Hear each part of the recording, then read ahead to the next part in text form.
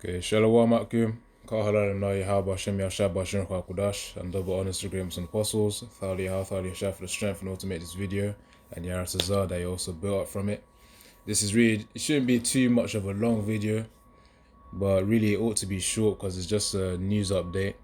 You know, you got India and Pakistan, of whom are, India, I'm gonna just read the Al Jazeera title.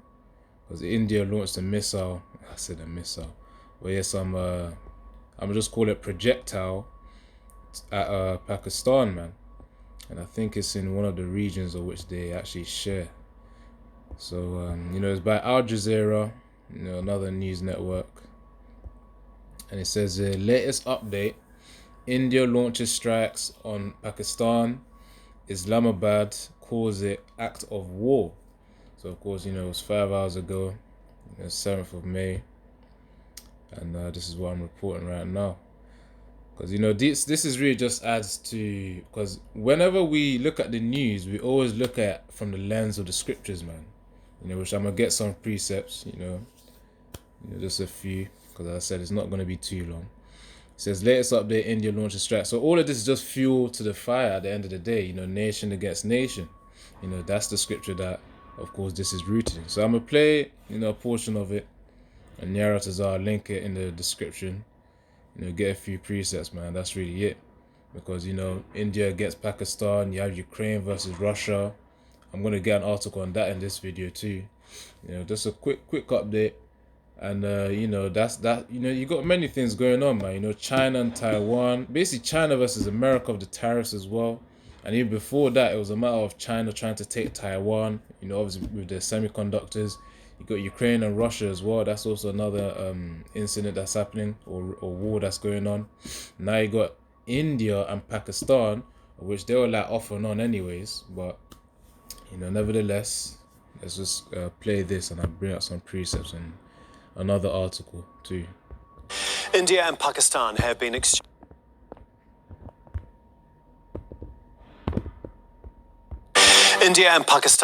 exchanging a barrage of fire across the line of control. At least 26 people have been killed after India launched a military operation in Pakistan-administered Kashmir and inside Pakistan itself. And at least 3... Yeah, you see that region there in the top right, the north side of both Pakistan and India.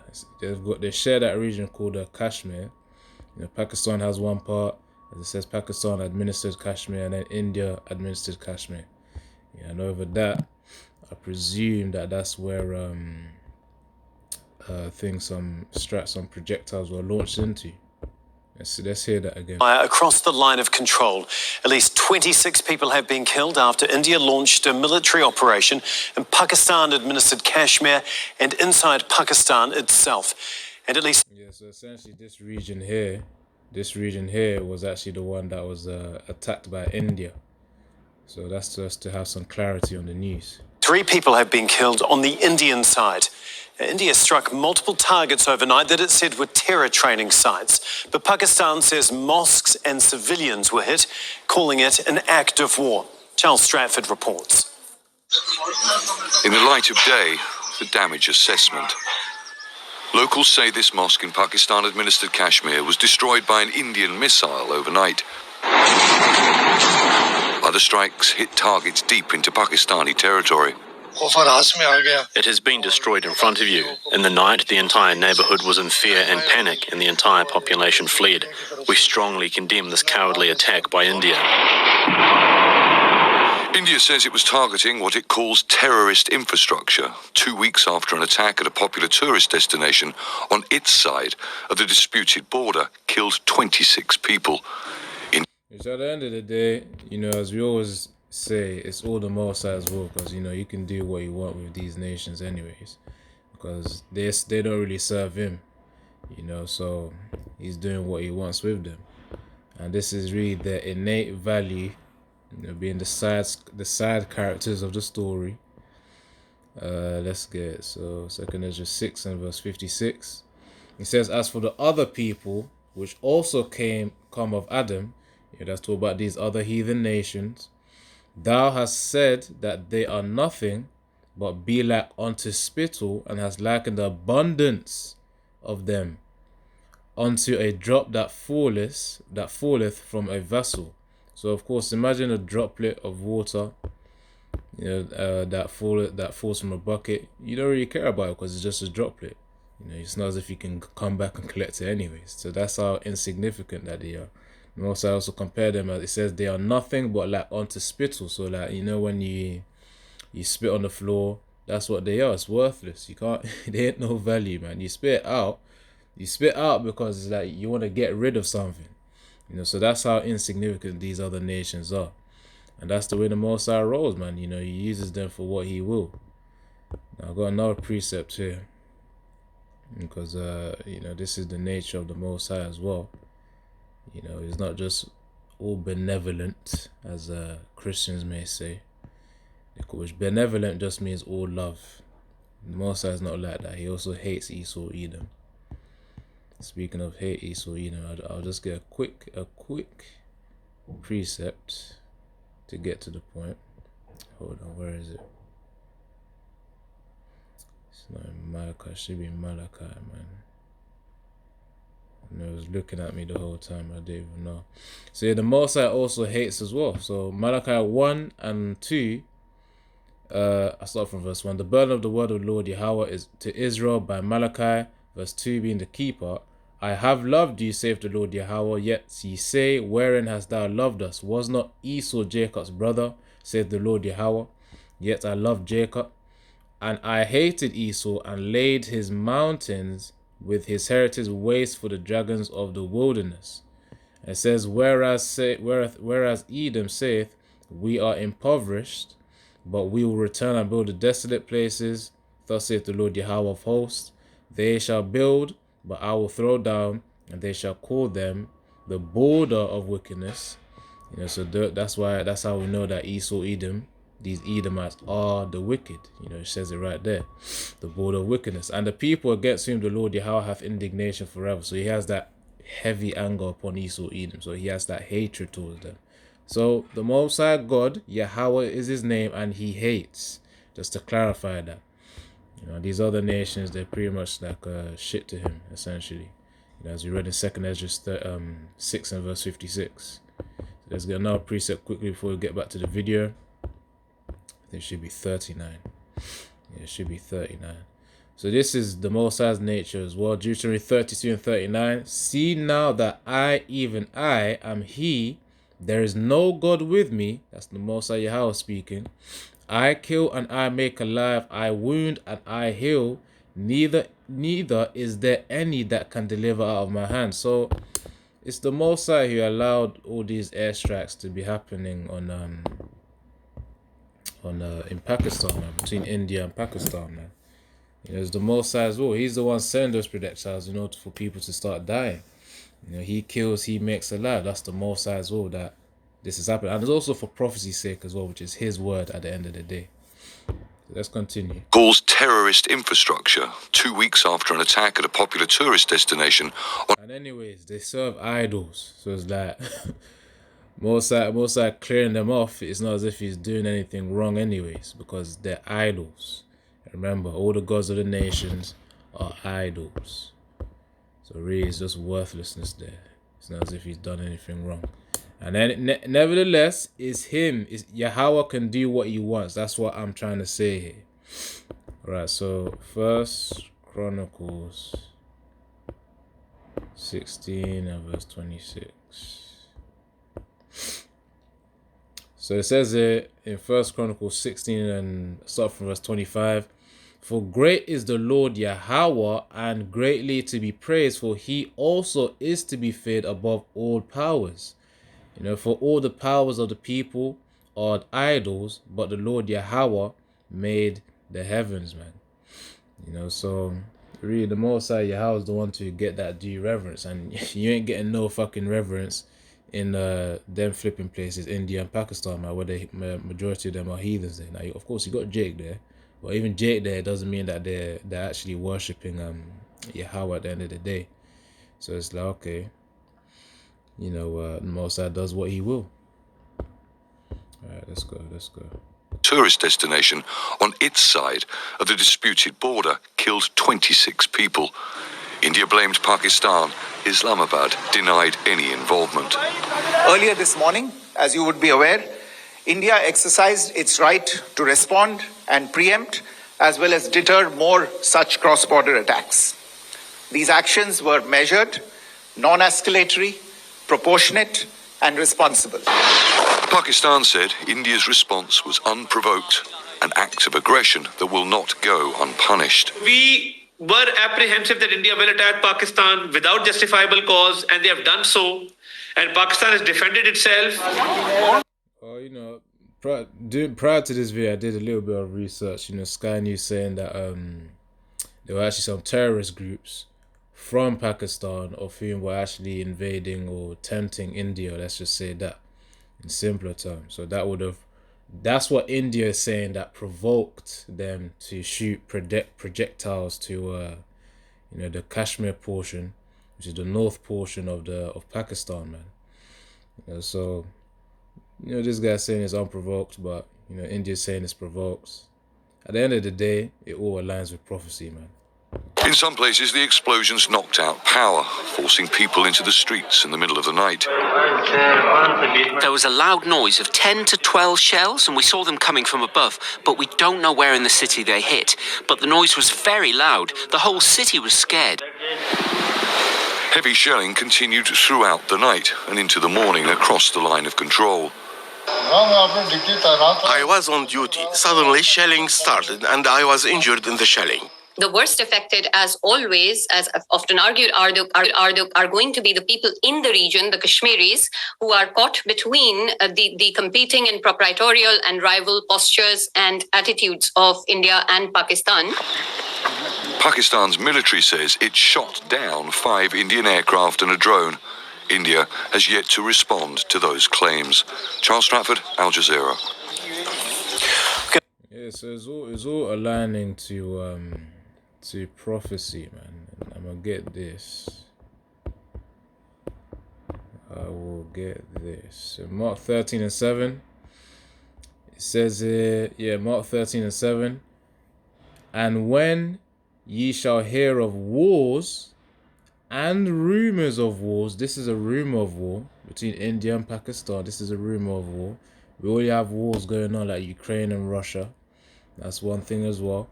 You know, lately around the 2022 to 2023, we had the Hamas and Hezbollah, you know, when fighting with Israel, you know, the Israeli Defense Forces. You know, that was also another war going on as well. So we're living in these prophecies right now. It says, be ye not troubled. So of course we shouldn't worry about them. For such things must needs be, but the end shall not yet. So of course it's the most that it's Yahushua telling us, don't worry about these things. You know, they're gonna happen, but of course the end isn't yet. Though we're not at the very, very end yet. Now it says in verse 8, for nation shall rise against nation, and kingdom against kingdom, and there shall be earthquakes in diverse places, and there shall be famines and troubles. These are the beginnings of sorrows. You know, from verse 8 where it says, for nation shall rise against nation. You see, India is rising against Pakistan, Ukraine, well, Russia against Ukraine, you know, and you know, Russia wants to claim that region, Ukraine, man. And it says also China also wants to claim Taiwan as well, you know, for its resources and whatnot. And it says the kingdom against kingdom, and there shall be earthquakes in diverse places. We had quite a few this year as well. Quite a lot. You know, there was one in China, I think some other places too. I'm trying to remember. I think one in Thailand as well, if it be so. Where there have been, it's been happening, man. It's been happening, you know, for quite a few years now, anyways. So shall be earthquakes in diverse places, and they're getting stronger as well. When you hear like 6.0 magnitude or whatever they call it, however they measure these earthquakes, when you hear of 6.0 or 7.0, those are hefty, the ones that shake up the lands, man. The tectonic plates be shaken up, which is really the earthquakes. You know, for those who may have done research on it, earthquakes are created by tectonic plates, which is just the land shifting. So the Most High is making the land shift. Probably commanding an angel, okay, shift the land, create some earthquakes. So it's all the Most High as well that these things are happening. In different places. That's what diverse places mean. And it says there shall be famines and troubles. These are the beginnings of sorrow. So one nation us seeing India versus Pakistan, Russia versus Ukraine, China and Taiwan, obviously China and America as well with the tariff situation. And the famines as well, which can come from the tariff situation too. Imports and exports being limited. These troubles that are happening, this is just the beginning. This is all just the beginning. Hence why we have to pray to Yahweh Hashem Yahushua, to preserve us in this time. But anyways, that's the key part. Verse 7 and verse 8. Mark 13, verse 7 and to verse 8. So this is the prophecy that this aligns to, man. So let's hear a little bit more. Charles Stratford, Al Jazeera. We're going to speak to our correspondent Kamal Haider now. He joins us from the Pakistani capital, Islamabad. And Kamal, Pakistan... Well, first of all, according to the Pakistani military spokesman, General Ahmad Sharif, the Pakistani aircrafts that engaged those attacking Indian aircrafts never crossed the border into Indian airspace. They use BVR, which is Beyond Visual Range missiles, and Pakistan is now claiming that at least 5 of the Indian fighters were shot down. That includes 3 Rafales, according to the details. So it says Indian Army says it has struck terrorist sites in Pakistan and Pakistan-administered Kashmir. So of course that was a region of Pakistan, but even Pakistan, in another video that I watched, they're not claiming that the terrorist was of their doing. So all of this is just the provocation of nation against nation, as we read in Mark 13 and verse 7. They have released one Sukhoi 30 and another MiG-29. Also, Pakistan has attacked across the border military positions in Pakistan, across the border in Indian-administered Kashmir. The Pakistani Prime Minister right now is chairing a high-level meeting of the National Security Committee of the Cabinet. He's likely to address the nation after that. But the point really is proven. Let me get another article. Hold up. Hold on. This was quite recent, 7th of May today. So, let's see. So 7th of May, it says a summary. Just to get quick. It says a Russian missile and drone attack on Kiev, which is in Ukraine, kills a mother and son, says Ukraine's President Zelensky. The attacks happened hours before the three-day ceasefire announced by Russia is due to begin. Zelensky says only significantly intensified pressure on Russia and stronger sanctions can pave the way to diplomacy. In total, Russia launched 4 ballistic missiles, 142 drones overnight, Zelensky says. Ukraine also attacked Russia with drones with Moscow's airports having to close for the second successive night. They have since reopened. The ceasefire is due to begin 10 p.m. BST. Forgot what that meant. British Standard Time or something. Anyways, Putin called it to mark Victory Day, which marks the defeat of Nazi Germany. Anyways, the point being is that despite the so-called ceasefire,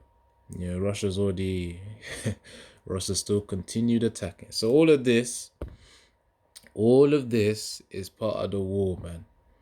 It's part of that nation against nation, and eventually, step by step, little by little, month by month, you then see this happen.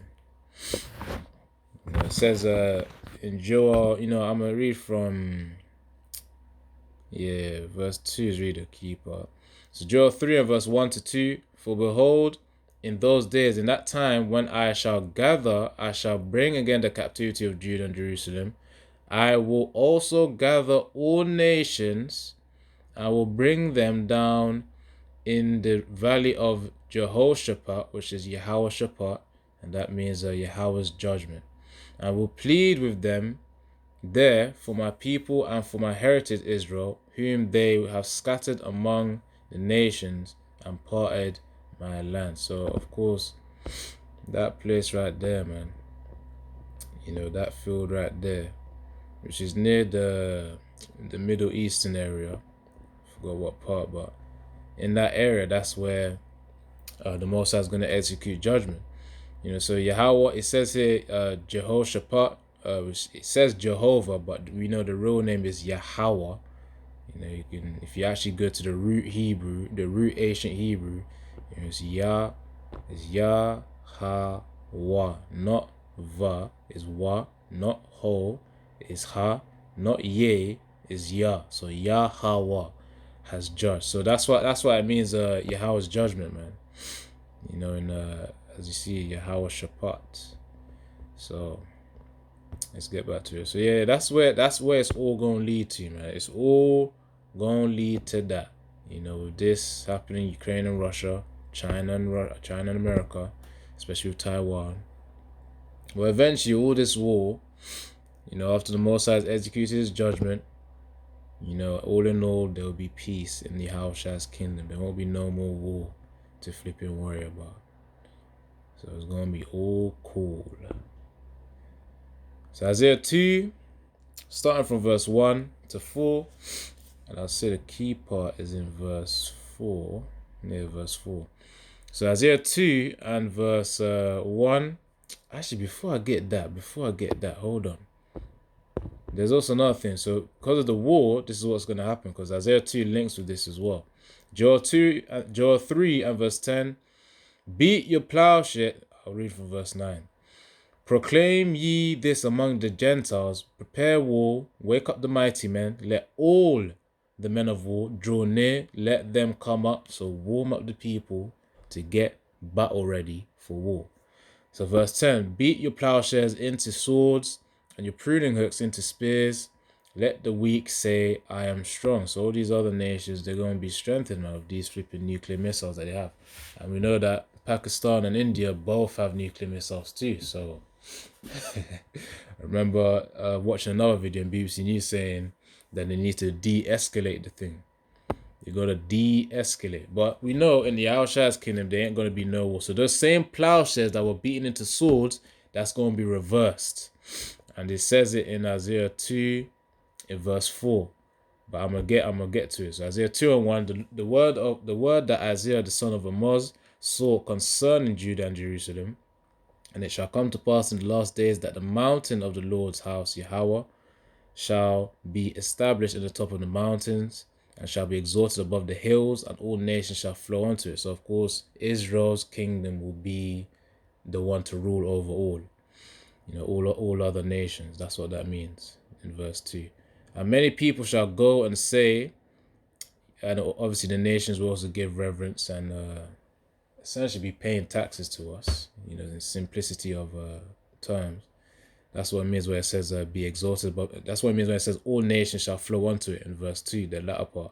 So verse 3, and many people shall go and say, come ye and let us go up to the mountain of the Lord Yahweh, to the house of the Most High Jacob, and he will teach us of his ways, and we will walk in his paths. So that's when they're going to be listening to our laws, our rules, our commandments.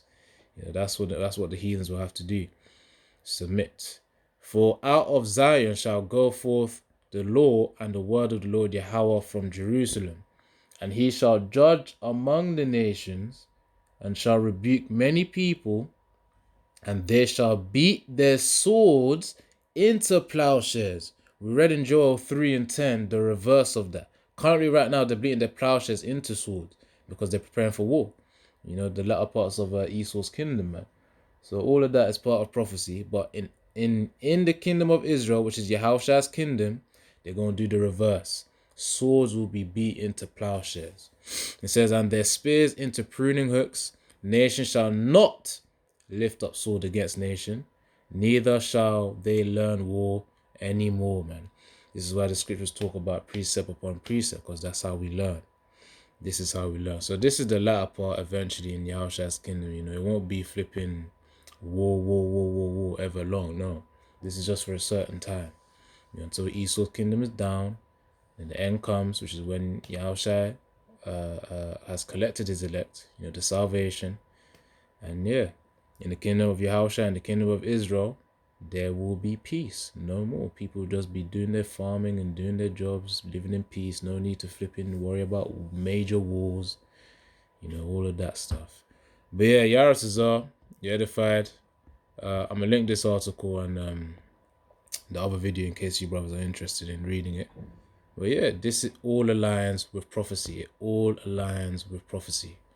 So yeah, Shalom and Yahweh Shem Yashai, Barakatah.